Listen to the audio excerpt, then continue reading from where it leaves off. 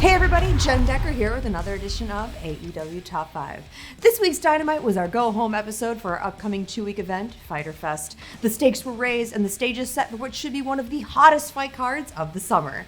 Thanks to y'all, we were trending worldwide all night. But which moments made your AEW Top 5? Let's count them down, shall we? Kicking us off at number 5, since winning the TNT Championship title, the American Nightmare Cody has taken on the grueling task of defending the belt week in and week out on television. This feat alone shows just how determined Cody is to keep up the momentum he's had, since proving he could take on the big match at Double or Nothing. At Fyter Fest, though, he faces his toughest opponent since winning the title, Inner Circle big man Jake Hager. Last Wednesday night, after some questions from the press, Hager finally graced us with his presence, and the two met face-to-face for a brief press conference on their upcoming match. I know I go by the American Nightmare, but I still very much believe in the American dream, and that's hope. And I know I don't have the best reputation. I'm a bit of a Boy Scout, do the work. Doesn't sit well with everybody. I take wrestling very seriously because wrestling has seriously fed me as long as I've been alive. I don't like meta wrestling. I don't like play wrestling. I don't like cosplay wrestling. I like professional wrestling. I like to fight. I like the taste of my own blood. I like the feeling of a man's kneecap between my legs when you slap on the figure four. And that's a selfish feeling. That's an indulgence, but it's not compared. It pales in comparison to the feeling a viewer has at home when they watch what we do. That's the service we provide. That's the hope I'm talking about. Another aspect of hope is right there. Little Ruth here. This title, it's not even complete. It's public knowledge. This isn't the finished championship belt, but that's the title. That's the title that was featured in the tournament that led us through the fog that was this pandemic and the onset of it and losing our fans. This doesn't even have the silver plating. It doesn't have the nickel plating. It's an incomplete but beautiful situation. We can start.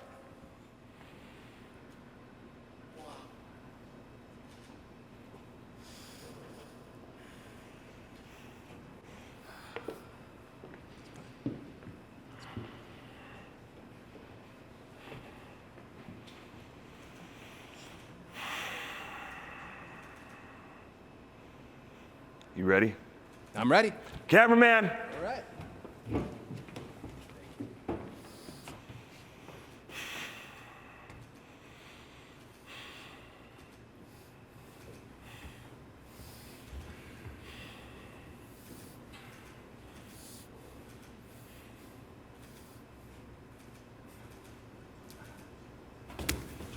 No, it's fine. It's fine. It's fine. Oh, it's fine. It's fine. It's not now.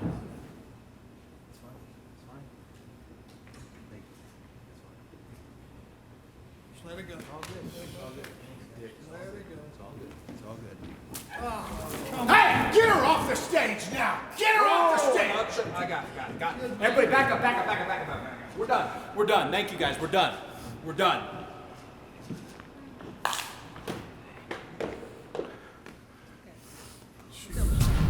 Man, Cody is single-handedly keeping his dry cleaner in business these days with the amount of abuse his suits take. Besides, I thought they rope off the splash zones, right? Coming in at number 4, things reached a boil Wednesday night between the current AEW Women's Champion Hikaru Shida and super bad girl Penelope Ford.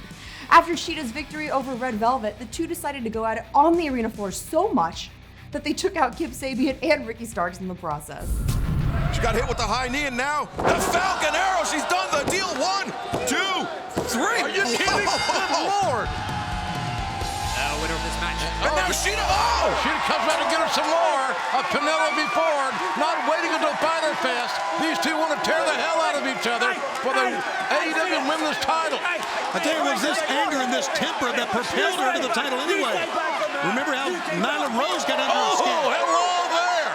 She just decked Kip Sabian and is now keeping up the attack on Penelope.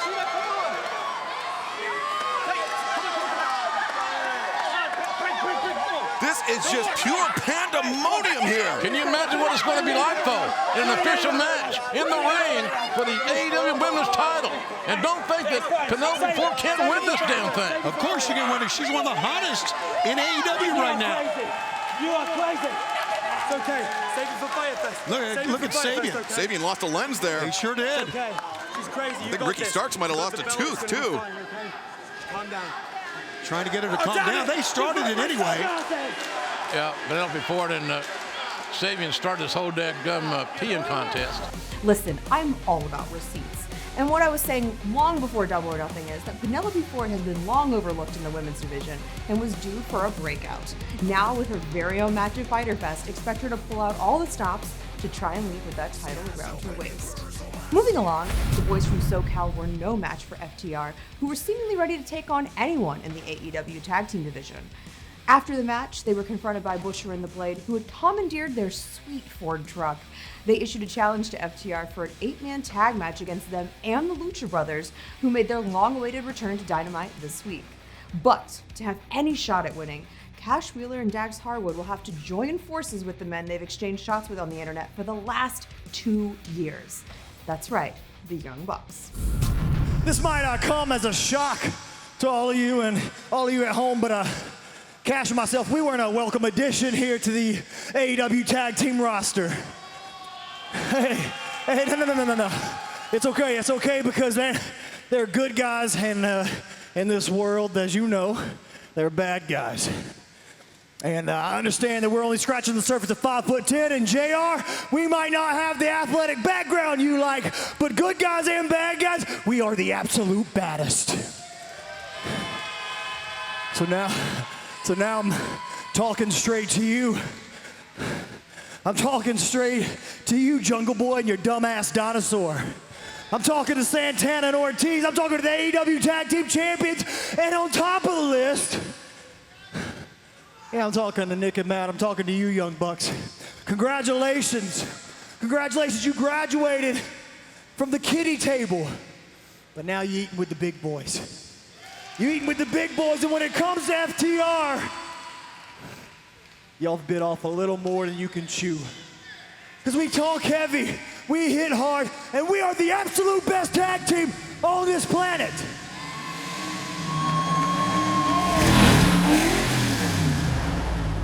FTR.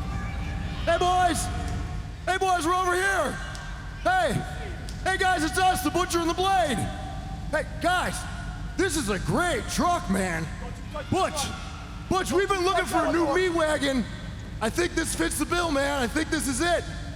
And hey, just a heads up. Hey, if you guys take one more step towards us, I'll have the Butcher rip this truck in half.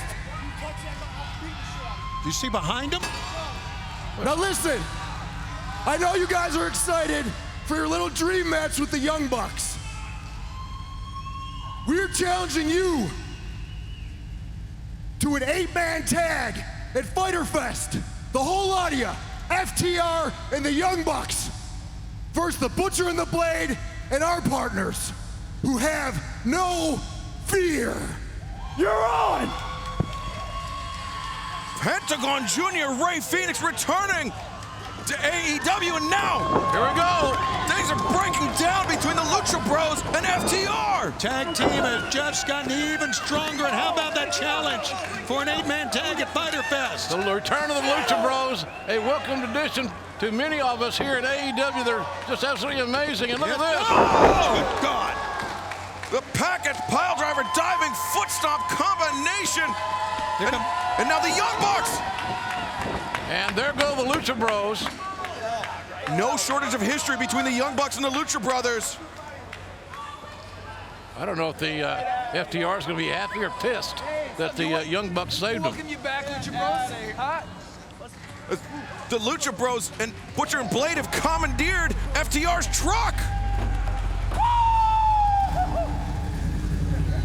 Someone call somebody. It's like they say, the enemy of my enemy is my friend. Regardless, this 8-man tag match has all the makings of a showcase, proving once again AEW's tag team division is indeed one of the strongest in all of pro wrestling. After spending the greater portion of last Wednesday in a dumpster, Dr. Britt Baker was taking absolutely no chances when it came to her own personal safety this week, going so far as to lock herself behind a plexiglass wall. But that didn't stop Big Swole from taking out the trash for a second week in a row, or from being your number 2 moment of the week. Thank you. We are doing something here. Okay. Britt, as you can tell, does she know we're on the air? Yes, she does. Does she care? She is enclosed, so I have to do this. Yeah, I got it. You want me to read this? You read it. Okay, this is to Big Swole. Yeah. And this is from Britt Baker. I might have been in a dumpster for 9.5 to 10 hours. Hours. But you're still the biggest piece of trash on this roster. What? Come on. I'll have my big revenge, Big Swole. Thank you. That was from her, not me, and I apologize for that. Whoa! Look here, look here. No, you're fine, you're fine, you're fine. Look. You're coming over to where the star power is, baby. I don't blame you, but guess what? There's nothing you can do this time. There's nothing you can do. What? Oh, I can't hear you. It's soundproof. It's soundproof. I can't hear a thing. I don't know what you're saying. Cheers, baby. You can't touch me. She's had one too many Okay. Appletini. Okay. Bye-bye. Go steal someone else's star power. Yeah, I know. Thank God. There's a rebel. It's disrespectful. Reba. It's disrespectful at this point. Is I honestly don't know if- what it is disrespect. Big and I'm Swole not having that hijacked anymore. that This Rolls is Royce last my week, but now- division. What the? Wait. I am the Rolls. Oh my God! Look at the garbage.